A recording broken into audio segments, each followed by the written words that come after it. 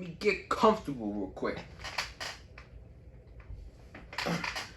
Feel me? Hold on. Let me get real comfortable. Okay, hold on. What's good, y'all, man? It's your boy Deanna. Welcome to Dreams Harder, man. Today, we're about to get into something spicy, you know what I'm saying? Something that triggered me today, you feel me? Something real, you know what I'm saying? No bueno, you know what I'm saying? Nothing, you know what I'm saying? We couldn't really deal with this. We couldn't look to the side with it, you feel me? So we gotta dive deep into this, you know what I'm saying? The top 60 Netflix shows of all time. Original Netflix shows of all time, you know what I'm saying? So let me give y'all a little backstory on how I came upon to this, right? So yeah, one day I was just sitting here, you know, on my couch, you feel me? And I was just like, on Kristen Ritter's Instagram. Don't ask me why, you know what I'm saying? And I saw on her story, she had posted this this list that Jessica Jones had appeared on. She's the actor for Jessica Jones, if you didn't know. That Jessica Jones was 16 on the top 60 list, right? And I'm like, that's good, because I had just finished watching Jessica Jones, Daredevil, Luke Cage, you know, most of the Marvel shows, Defenders, and I was pleased with what I saw. You know what I'm saying? I was pleased with what I saw, and Jessica Jones is a really good show. Oh, I love Jessica Jones. You know what I'm saying? It's a good show. And I was like, okay, that's great. But in my mind, me not being, you know what I'm saying, a big nerdy Netflix show guy who just binges a bunch of Netflix shows, right? More, you know what I'm saying, selective with, you know, my taste in shows, you feel me? So, I think that Jessica Jones is has to be top 5. You know what I'm saying? It has to be top 5, or, you know what I'm saying, at least top 10. You know what I'm saying? So I had to see what was ahead of Jessica Jones. So I decided to look at the list. The list was done by Collider. And I'm scrolling down the list, and I start to see things that, you know, stand out to me, you know what I'm saying? And I don't watch a lot of Netflix shows, but I watch a pretty good amount of them. So there was some stuff that didn't sit right. So today I figured that I didn't finish the list, right? I just went to the part, I got up all the way to 16 to scan in it. You know what I'm saying? So right now we're really gonna dive deep into it. You know what I'm saying? We're not gonna just scan it. I'm gonna really talk with y'all, dive deep into it, and we're gonna really get to the bottom of this, you know what I'm saying? Cause you, Collider, you guys are disrespectful. But we're gonna get into the bottom of this, man. So then we have Luke Cage.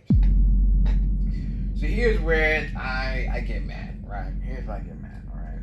So some people might be like, well, Luke Cage is 23 is a good spot for Luke Cage, you know what I'm saying? It was a pretty good show. But if you go up the list, you know what I'm saying, there's way better shows and you don't even watch Netflix. But listen, Luke Cage, right? Let me tell you this. Luke Cage is not that far off from Jessica Jones. You're telling me that there is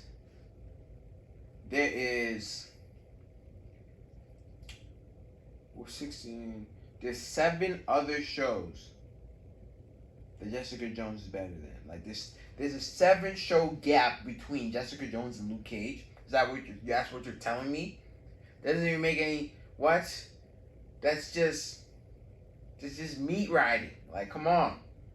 There's a 7, like, come on, man. It's not that far off. I would say I could see why you would give Jessica Jones an edge. Like, I wouldn't be mad at that. You know what I'm saying? I can make an argument that Luke Cage might be better than Jessica Jones, but they're like here to me. They're like here for me, right? They're like You know what I'm saying? But the thing is, right? The thing is, it shouldn't be that far off. You know what I'm saying? How is Jessica Jones 16 and then Luke Cage is 23, bro? Like, come on, bro. Come on. Because what? Because what? Now let's just keep going. Let's just keep going. Like Luke Cage, like, come on, bro. Do you see what they did with, like, let's just read it. They explained it perfectly. This underrated member of the Defenders and Harlem's hero for hire makes a case for the best Marvel Netflix series. Fantastic show. Alright. Luke Cage is inseparable from Mike Coulter. In my mind and the minds of many around the world, thanks to spot on casting role. But it's the setting itself that gives Coulter a metaphorically rich playground in which to flex. Harlem isn't just a throwaway setting here, nor a side story in the larger tale of superheroes and supervillains. It's the beating heart of Luke Cage. Exactly. And that's what makes it so unique as a show. It's like, it doesn't really focus on Luke Cage. Luke Cage happens to be a person who's trying to do good for Harlem. You know what I'm saying? But it's really about what makes Harlem worth fighting for. You know what I'm saying? It's really about how the makeup of Harlem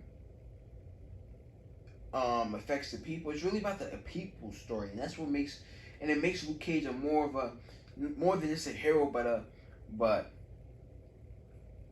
a people's champion. You know what I'm saying?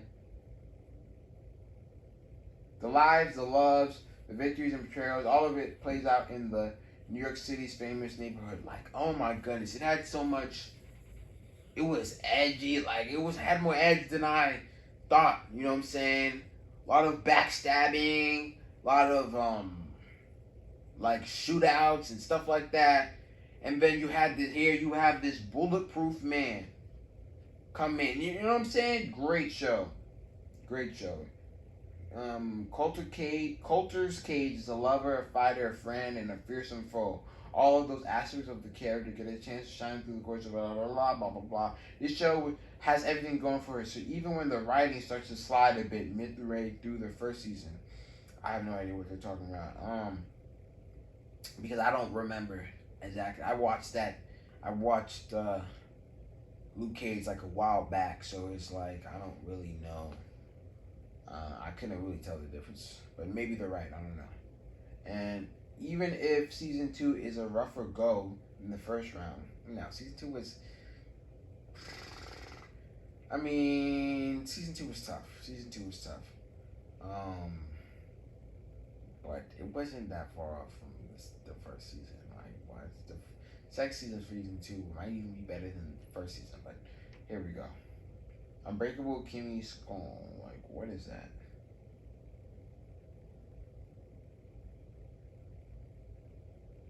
I've even heard of this, but I'm not even getting to that.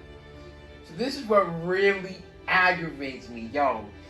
This is what really, I was just scrolling, like, I wasn't even looking for Daredevil or Luke Cage, right? When I was scrolling on this thing, bro. This is what really aggravates me, right? I wasn't even looking for none of this, right? And then I happened to see Daredevil here, and I'm like, bro, are you serious, bro? Are you serious? You have to be.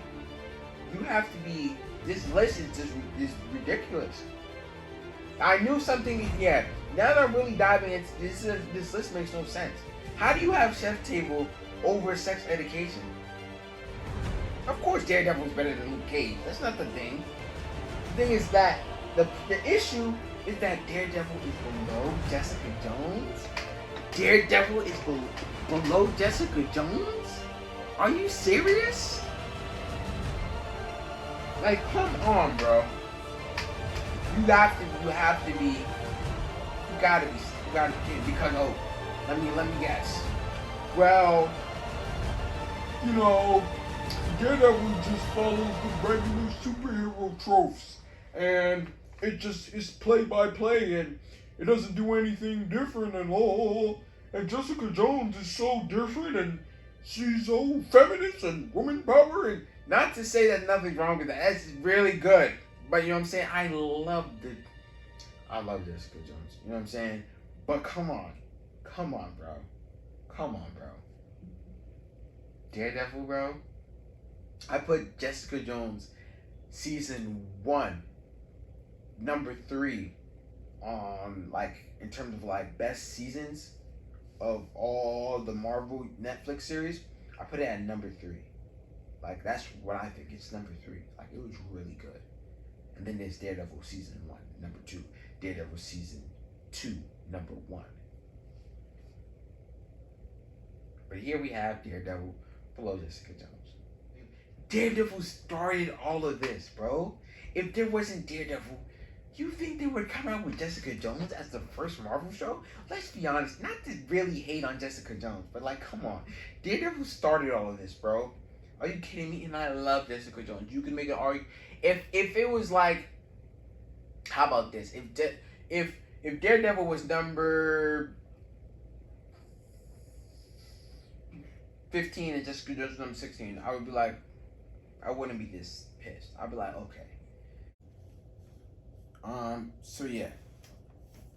Let me really explain to you guys why I think like Jessica Jones is not comparable to Daredevil. You know what I'm saying? Like, I could really make a whole video on this, but like I would have to like relook over the content and stuff like that. I don't feel like doing that. You know what I'm saying? So my thing is, Daredevil was more of a thriller. It was more unpredictable than Jessica Jones, right? Jessica Jones was the plot wasn't as